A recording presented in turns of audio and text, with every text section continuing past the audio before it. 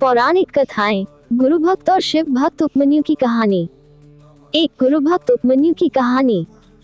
उपमन्यु महर्षि आयोधौम्य के शिष्यों में से एक थे। इनके गुरु धौम्य ने उपमन्यु को अपनी गाय चराने का काम दे रखा था। उपमन्यु दिन भर वन में गायें चराते और सायकाल आश्रम में लौट आया करते थे। एक दिन गुरुदेव ने पूछा, बेटा उपमन्यु, तुम आजकल भोजन क्या करते हो? उपमन्यु ने नम्रता से कहा, भगवान, मैं भिक्षा मांगकर अपना काम चला लेता हूँ। महर्षि बोले, वत्स, ब्रह्मचारी को इस प्रकार भिक्षा का अन्न नहीं खाना चाहिए। भिक्षा मांगकर जो कुछ मिले उसे गुरु के सामने रख देना चाहिए। उसमें से गुरु यदि कुछ दे तो उसे ग्रहण करना चाहिए। उपमन्यु ने महर्षि की आज्ञा स्वीकार कर ली। अब वे भिक्षा मांगकर जो कुछ मिलता उसे गुरुदेव के सामने लाकर रख देते।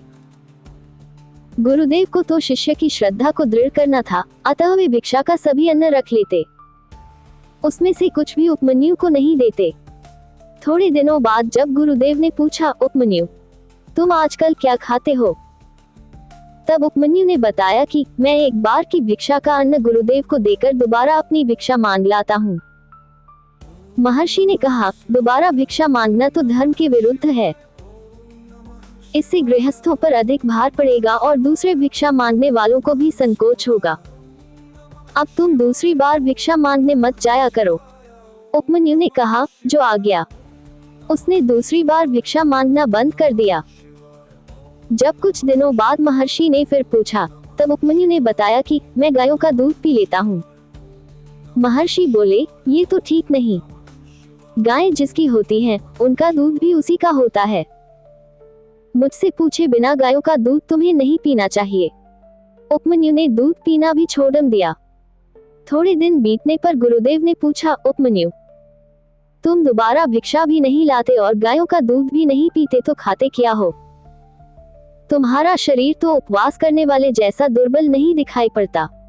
उपमन्यु ने कहा, भगवान, मैं बछड़ों के मुख से जो फैन गिरता है उसे पीकर अपना काम चला लेता हूँ। महर्षि बोले, बछड़े बहुत दयालु होते हैं। वे स्वयं भूखे रहकर तुम्हारे लिए अधिक फैन गिरा देते होंगे। तुम्हारी यह वृत्ति भी उचित नहीं है। अब उपमन्यु उपवास करने लगे। दिन भर बिना कुछ खाए गायों को चराते हुए उन्हें वन में भटकना पड़ता था। अंत में जब भूख असह्य हो गई, तब उन्होंने आग के पत्ते खा लिए। उन विषैले पत्तों का विष शरीर में फैलने से वे अंधे हो गए। उन्हें कुछ भी दिखाई नहीं पड़ता था। गायों की पदचाप सुनकर ही वे उनके पीछे चल रहे थे। मार्ग में एक सूखा कुआं था जिसमें उपमन्यु गिर पड़े। गुरुजी उसके साथ निर्दयता के कारण ऐसा बर्ताव नहीं करते थे। वह तो उसे पक्का बनाना चाहते थे। कछुआ रहता तो जल में है किंतु अंडों को सेता रहता है, इसी से अंडे वृद्धि को प्राप्त होते हैं। इसी प्रकार ऊपर से तो गुरुजी ऐसा बर्ताव करते थे, भीतर से सदा उन्हें उपमन्यु की चिंता लगी रहती थी। जब अंधेरा होने पर सब गायें लौट आईं और उपमन्यु नहीं लौटे, तब महर्षि को चिंता हुई।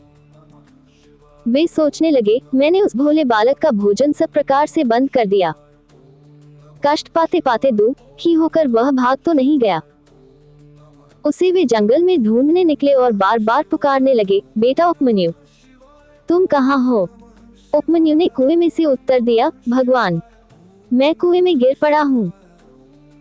महर्षि समीप आए और सब बातें सुनकर ऋग्वेद के मंत्रों से उन्होंने अश्विनी कुमारों की स्तुति करने की आज्ञा दी। स्वर के साथ श्रद्धापूर्वक जब उपमन्यु ने स्तुति की, तब देवताओं के वैद्य अश्विनी कुमार वहां कुएं में प्रकट हो गए। उन्होंने उपमन्यु के नेत्र अच्छे करके उसे एक पदार्थ देकर खाने को कहा, किंतु उपमन्यु ने गुरुदेव को अर्पित किए बिना वह पदार्थ खाना स्वीकार नहीं किया। अश्विनी कुमारों ने कहा, तुम संकोच मत करो। तुम्हारे गुरु ने भी अपने गुरु को अर्पित किए बिना पहले हमारा दिया पदार्थ प्रसाद मानकर खा लिया था।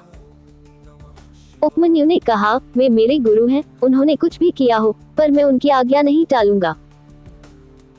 इस गुरु भक्ति से प्रसन्न होकर अश्विनी कुमारों ने उन्हें समस्त विद्याएं बिना पढ़े आ जाने का आशीर्वाद दिया। जब उपमन्यु कुएं से बाहर निकले, महर्षि आयोधौम्य ने अपने प्रिय शिष्य को हृदय से लगा लिया।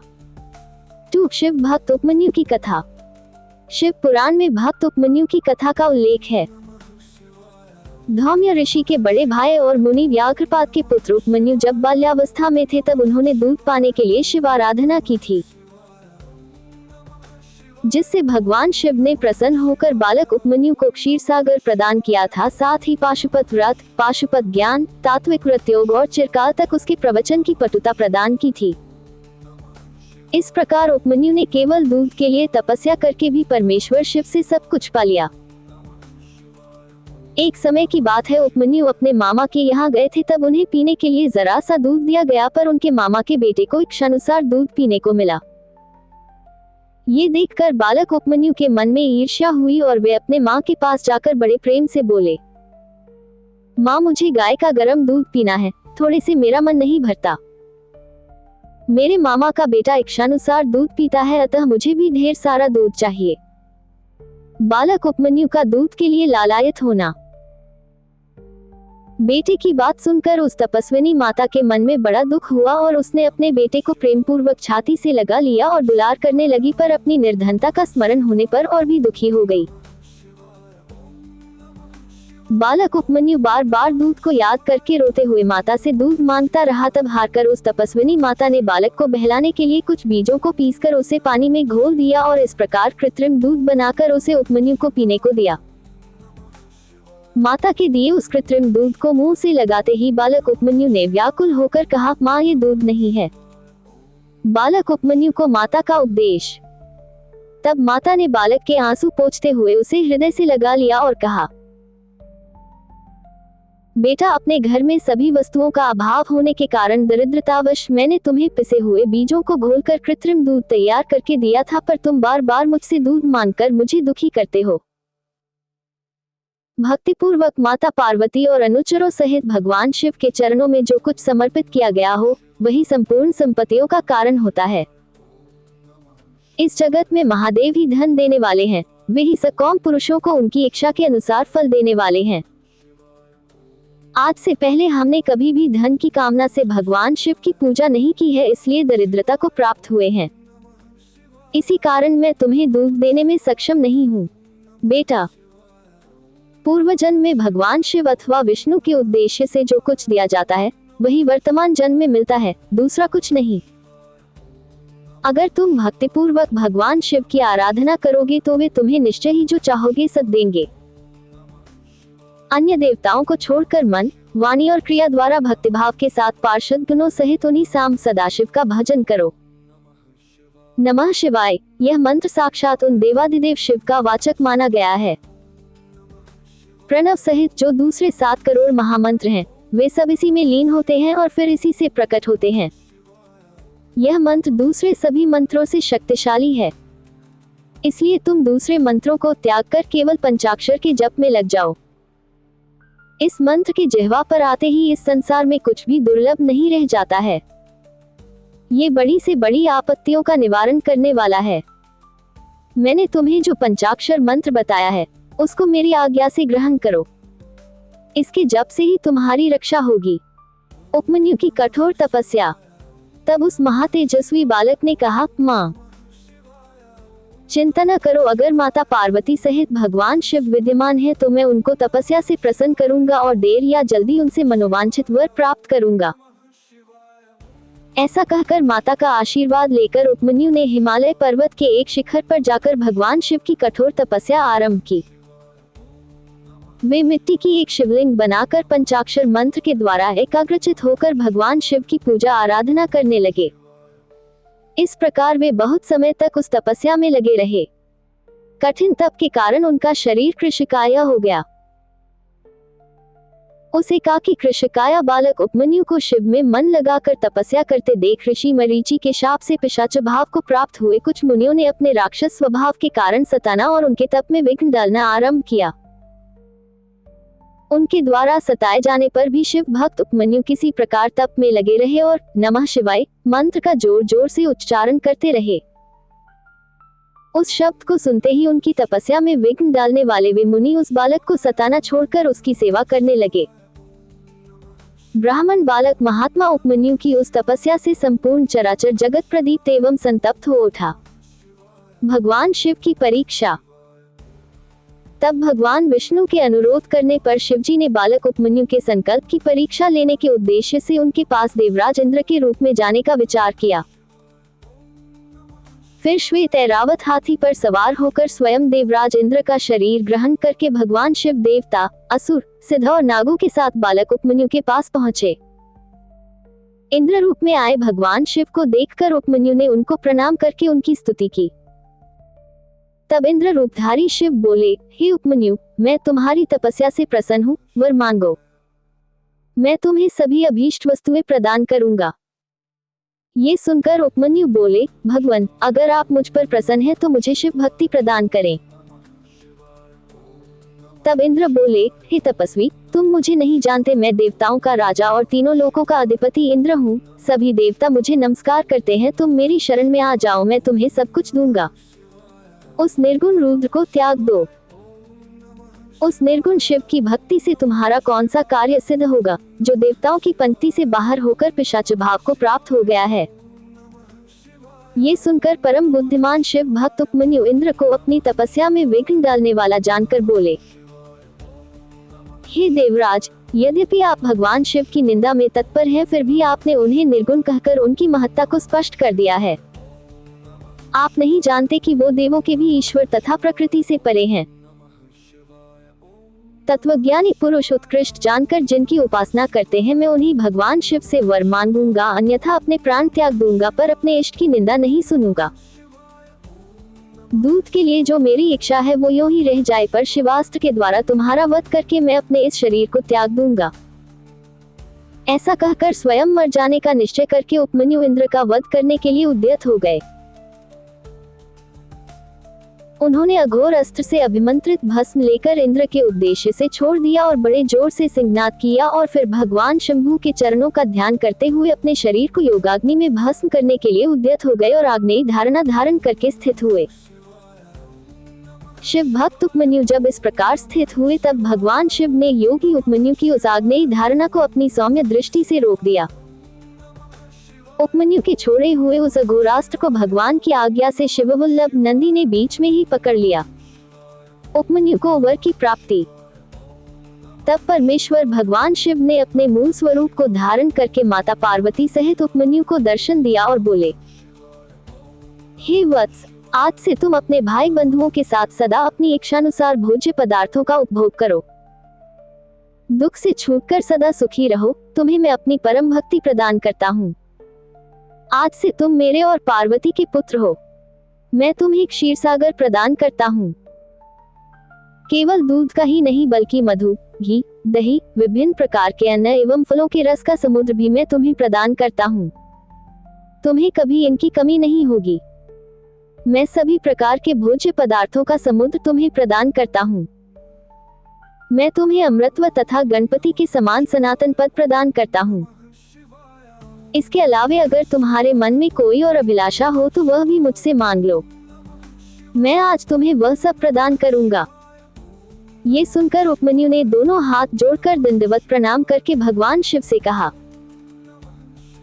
हे भक्तवत्सल, मुझे अपनी भक्ति प्रदान कीजिए। मेरा मन सदा आपके चरणों में लगा रहे और मेरे जो अपने सगे संबंधी हैं उनमें सदा मेरी श्रद्धा बनी रहे। हे करुणा सिंधु, आप मुझ पर प्रसन्न होइए। तब भगवान शिव बोले, हे उपमन्यु, मैं तुम पर अत्यंत प्रसन्न हूँ। तुम्हारी सब इच्छा पूरी होगी। मेरे प्रति सदा तुम्हारी भक्ति बनी रहेगी। ये कहकर भगवान शिव अंतर्ध्यान हो गए।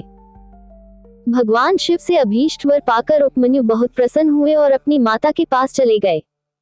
ओम नमः शिवाय। क्यों करते हैं भगवान शिव और मां पार्वती की पूजा?